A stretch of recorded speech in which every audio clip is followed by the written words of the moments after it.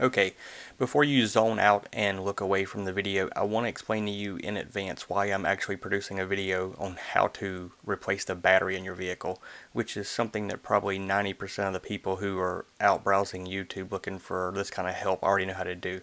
So it's more than telling you or teaching you how to replace the battery because it's about one of the simplest things in the world. However, what I want to express to you that the reason you should do this yourself, and that's why this is in the title, is because it can save you money. And I know right now you're thinking I'm stupid because every place, AutoZone, Advance Auto, O'Reilly's, all those places offer to replace your battery for free. And that is true.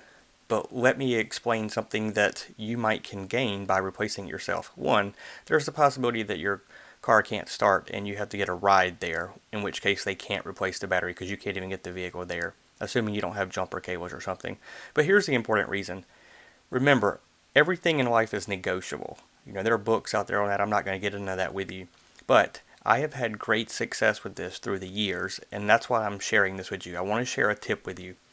If you go into one of these auto places that does the free battery replacement, and you bring the battery with you and simply ask them to test it and get you a new one, if they don't have to come outside in the heat or cold and replace your battery, then you can negotiate the price of that battery. And I can tell you from experience, I replaced this battery just over a month ago, and I did this at AutoZone, and I actually got a 10% discount just by not having that guy come out and replace my battery. It makes sense for them as well. So here's why you should replace your battery. Because it can save you money. You can use this as a bargaining tool when you go in there and simply ask for the discount. The worst they can say is no, and you're out 5 minutes of your time. So no big deal. So worth a try. So let's get started. Okay, let's get started. So to replace the battery, you're going to need a hammer, a shovel, at least a small chainsaw, and a socket and ratchet, specifically in this case a number 10. Okay, obviously I'm just kidding. The only thing you need to replace the battery, at least in the model car we're working on here, is a number 10 socket and ratchet. So let's get started. Alright, so the first thing we're going to do, in this case this battery is held in by a little crossbar that goes across the top.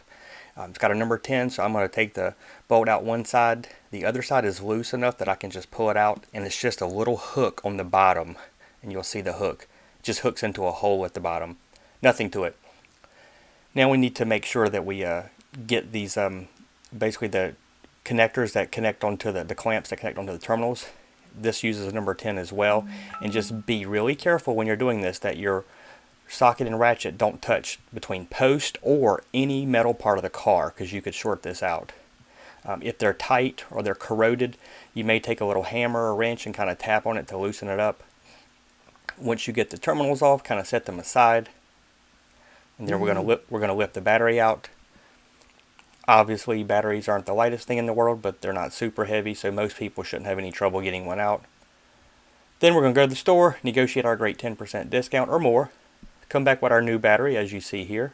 I did not go back with the overpriced Lexus battery. Imagine that. Simply put it back into the battery carrier. And the first thing I'm going to do is I'm going to go ahead and put the support bar back in. And you're going to see that the first thing you do is hook it on the back through the little hole. And you're going to see my struggle here, because the struggle is real. That you might want to run it underneath the battery handle first. Otherwise, if you get it in that hook, you may not be able to swing the arm underneath the handle. So let's do it this way. There we go. So reach around the back, get it in the hook. Then we're going to replace the bolt on the front. And this is the way a lot of batteries are. It's usually one bolt, sometimes two. Really generally designed to be pretty simple to replace. So once we get that in and tighten it up a little bit, you definitely don't want your battery shaking around in your car.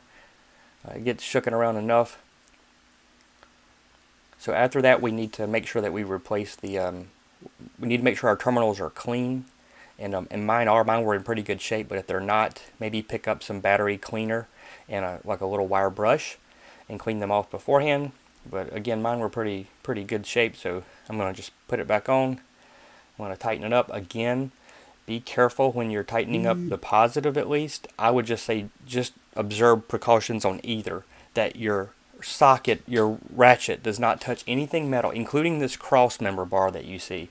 On the negative side, it's not an issue, but that cross member bar you see actually does ground to the engine. So if I were to touch it with the socket and ratchet while I'm tightening up the positive, it would definitely cause a spark. Could ruin the battery. Doubtful that one time would, but just don't do it. So get these two tight again, and then your last step is simply to test it out, make sure it works. That's the easy part. Okay. Hopefully that saves you some money. It's really that simple, and hopefully I taught somebody something today. If nothing else, next time you go buy a battery, if you've got the time, spend the 5 minutes and go try to negotiate yourself a discount. All right, thanks. See you guys soon.